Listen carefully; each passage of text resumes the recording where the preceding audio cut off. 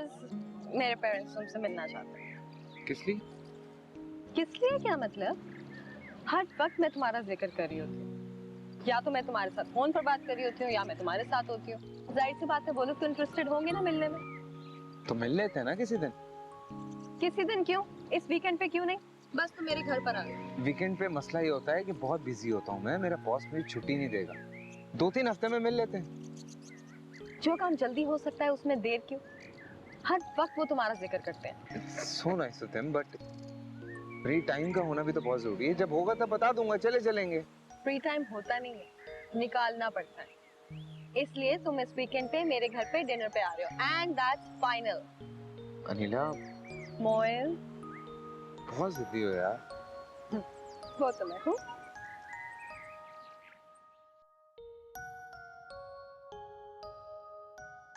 अनिला बहुत तारीफ करती है, बड़ा जिक्र करती है तुम्हारा। ये खुद बहुत अच्छी है अंकल। कब से हो यहाँ? 2 साल हो गए, अब तो 3रा साल है मुझे। वर्क परमिट पर हो? जी आंटी, 5 साल का वर्क परमिट मिला था, उसी पे आया था। तालीम क्या? ग्रेजुएशन किया मैंने। इसका मतलब ज्यादा नहीं पढ़े। बस वो खैर, ग्रेजुएशन भी ठीक ही है।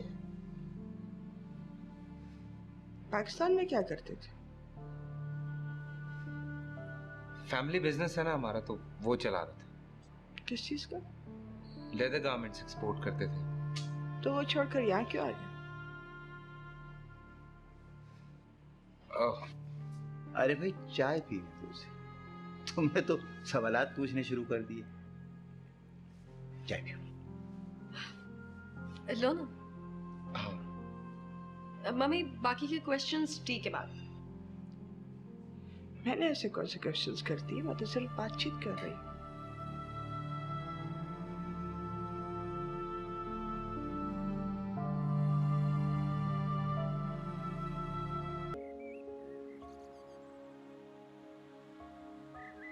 लिसन, मुझे क्यों ऐसा लग रहा है कि मैं तुम्हारे पेरेंट्स को अच्छा नहीं लगता?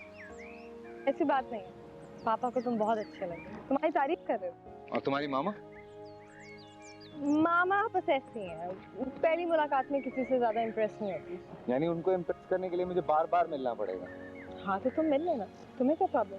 नहीं, मुझे क्या प्रॉब्लम होगी, मैं लूंगा जितनी बार कहो। मुझे भी तुम्हारी मामा तुम्हारे पापा के निस्बत जरा ज्यादा सख्त लगी। वो सच नहीं है, वो जब भी मेरे फ्रेंड से मिलती है पहली दफा तो ऐसी होती। एक्चुअली वो डरती है। किस चीज से? मेरी रॉन्ग चॉइस से। यानी दोस्तों के मामले में तुम्हारी चॉइस रॉन्ग है।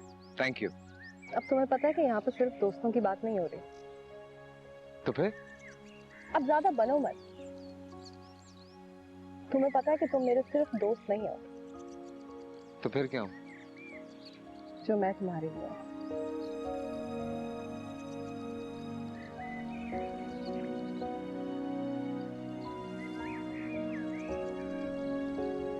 चलो। और तुम भी आके नाश्ता कर लो। मुझे पाकिस्तान भेज दें।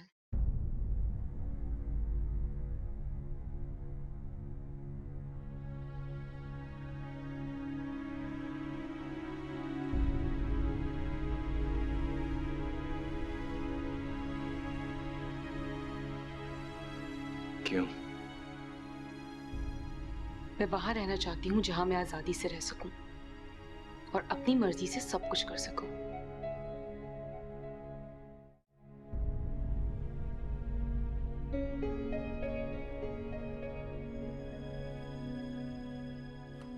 तुम्हारा मकसद आजादी, अगर रात गए तक घर से बाहर रहना है, ये सब कुछ तो तुम पाकिस्तान में भी नहीं कर सकती। वो मेरा मसला है, बस आप मुझे वापस भेज दें। ये नहीं हो सकता। मैं तुम्हें यहाँ लेकर आया हूँ, तुम्हें यहीं रहना है। चाहे मेरा दिल चाहे या ना चाहे। जी हाँ, चाहे आपका दिल चाहे या ना चाहे।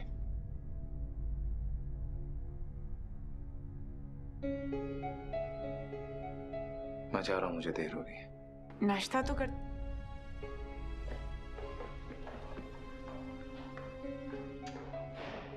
क्या जरूरत थी ये सब कुछ कहने की? नाश्ता भी नहीं करके गए। आपको उनसे हमदर्दी हो रही है? हम नाश्ता कर लें। मैंने आपसे ये नहीं पूछा। हर बात का जवाब नहीं है मेरे पास। होना चाहिए। होना तो बहुत कुछ चाहिए, लेकिन होता नहीं है।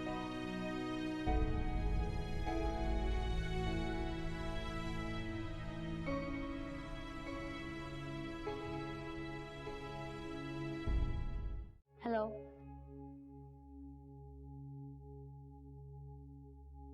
We're going out. Would you like to come along? No thanks. किसी और के साथ जाने से बेहतर है मेरे साथ चलें। किसी और के साथ तो क्या, अब तो मैं कभी अकेले भी नहीं जाऊंगी। Sounds good. But if you stick to it. क्या मतलब है तुम्हारा? कुछ नहीं। तो आप मेरे साथ चल रही हैं? मैंने कहा ना नहीं। आइसक्रीम खिलाऊंगा। I am still not interested. आपकी मम्मी फिर से पापा के साथ कहीं जा रही हैं। And you better be interested. Anyways, what do you say? We're going out. कौन? मैं और नूर। इस वक्त? इतना दूर नहीं जा रहे, यही मार्केट प्लेस तक। हाँ, लेकिन फरहान तुम्हारे पापा भी आने ही वाले हैं, फिर हमने भी तो बाहर जाना है। I already know that. मेरे पास कीज हैं, आप लोग भले जाएं। अच्छा, खाना फिर मैं फ्रिज में रख देती हूँ। Don't worry about that. हम लोग बाहर से काम करेंगे। खुदा हाफिज। जल्दी आ जाना। Let's go. फरहान कहीं बाहर गया है? मैं नूर के साथ बाहर गया है वो। कहाँ? पता नहीं, कह रहा था बस मार्केट तक जा रहे हैं। नूर और फरहान दोनों साथ? स्ट्रेंज। नूर का मूड ठीक है यानी कि? ठीक ही लग रहा था। मेरा ख्याल है फरहान ने उसे राजी किया जाने के लिए। जब नूर पाकिस्तान में थी, उससे फोन पे बात करते हुए मुझे कभी अंदाजा नहीं हुआ कि वो इतनी जिद्दी हो जाएगी। अंदाजा हो भी जाता तो क्या कर लेते आप? आयशा, तुम्हें समझाना चाहिए था उसे। तुमने बहुत गलत तरबियत की है उसकी।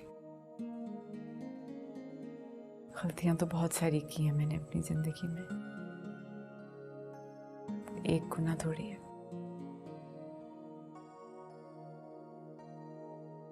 इस वक्त मैं सिर्फ नूर की बात कर रहा हूं, किसी और चीज का जिक्र नहीं किया मैंने। बहुत सी चीजों पे इख्तियार खो दिया मैंने, औलाद की तरबियत पे भी।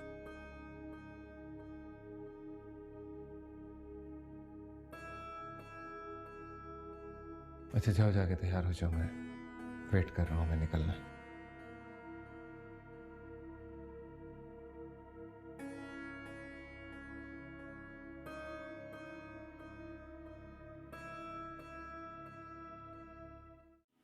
ये जो सफाई करने आती है ना, कपड़े नहीं सही धोती।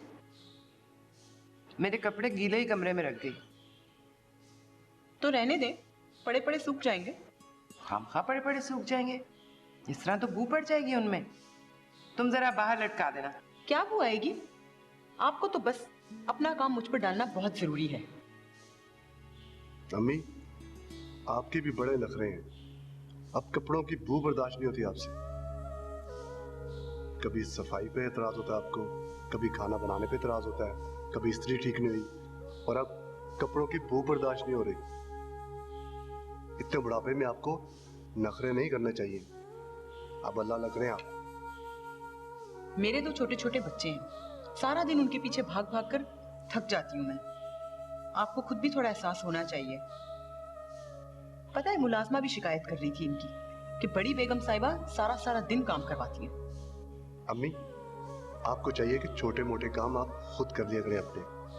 जब दूसरों किए हुए काम आपको पसंद नहीं आते तो बेहतर यही है कि आप अपने काम खुद कर लिया करें। भाभी ने भी आपकी आदतें खराब कर दी हैं। बिस्तर पर बैठकर हुक्म चलाने की आदत डाल दी आपको। वो तो चली गई हैं, बाकी सबके लिए मुसीबत खड़ी कर गई हैं। आयशा की तो एक ही बेटी थी और उसका तो शौहर भी यहाँ पर नहीं था। उसके पास तो वक्त ही वक्त था। मेरे पास और भी बहुत काम होते हैं करने को।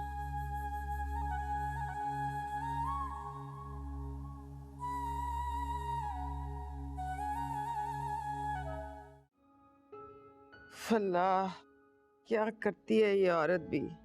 1000 बार इसे कहा है मेरे कपड़े जरा ढंग से तय किया करे, मजाल है जो इस पर असर हो जाए।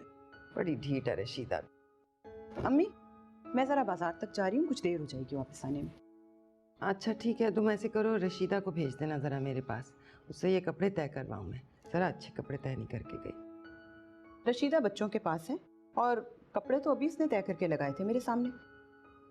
पर ढंग से नहीं किए ना, जैसे आयशा करती थी। अब बार बार आयशा जैसे काम का मुतालबा ना किया करें आप।